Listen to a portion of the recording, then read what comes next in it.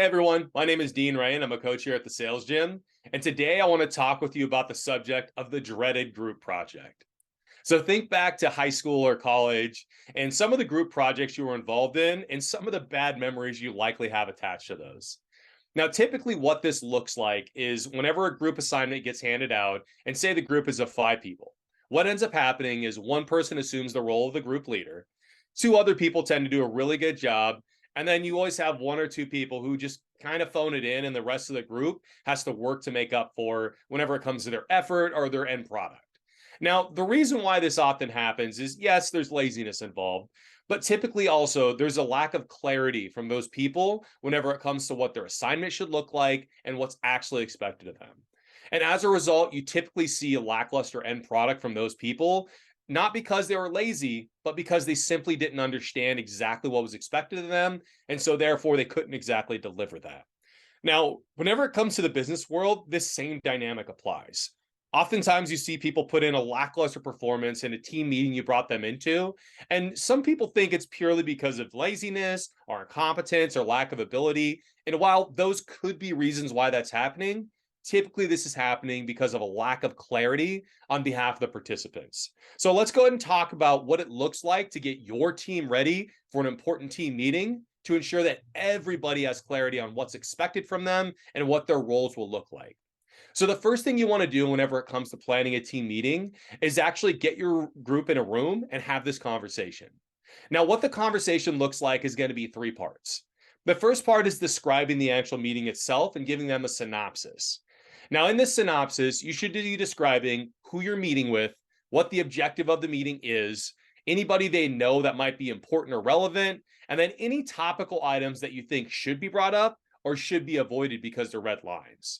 So once you go through this process, I should be able to bust down the door, pull your entire team into different rooms and say, hey, who are you meeting with and what's the objective, and get a consistent answer. So this right here gets everybody the context they need to understand the meeting and what's being achieved. The next step is talking through the flow of the meeting. Now, here's where you break down what your agenda is and how you see the meeting flowing from one person to the next. And in this step, you're going to describe how you're going to open the meeting up and then how you're going to hand off the flow of the meeting or control the meeting in different subject areas to your different experts in the room.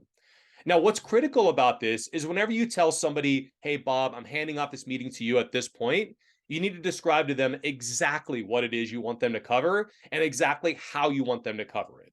So, for example, instead of saying, hey, Bob, I need you to talk about housing and then moving on, it might sound something like, hey, Bob, we're going to have to talk about housing today. And I know you're the expert in zoning, so that's why I'm bringing you in.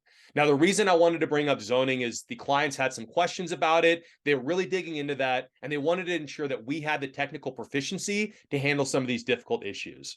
So what I'd love you to do, Bob, is ask some questions around what their zoning needs are and what they're trying to accomplish currently, and then share some stories, if you have them, on maybe some past clients who we've worked with, who we've actually gone through similar process with.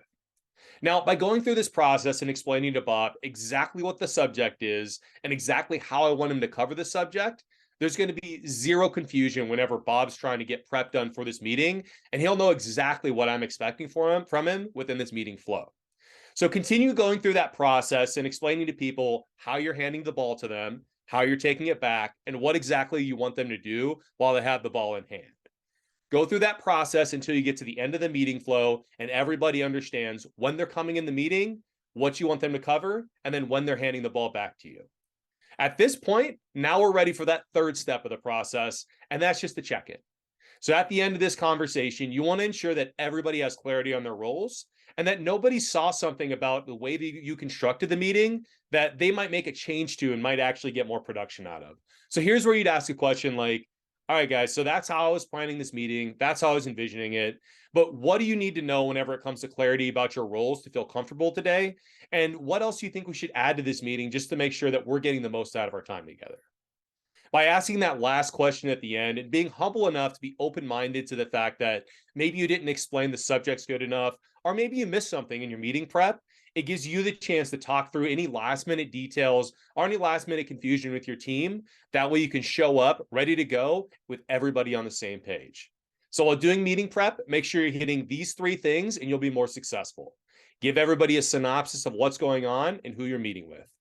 Let everybody know when their roles are coming into the meeting and what those roles look like specifically. And then at the end, open the table for discussions to make sure that you didn't miss anything and that nobody else has any ideas that should be integrating to the meeting that you hadn't thought of yourself.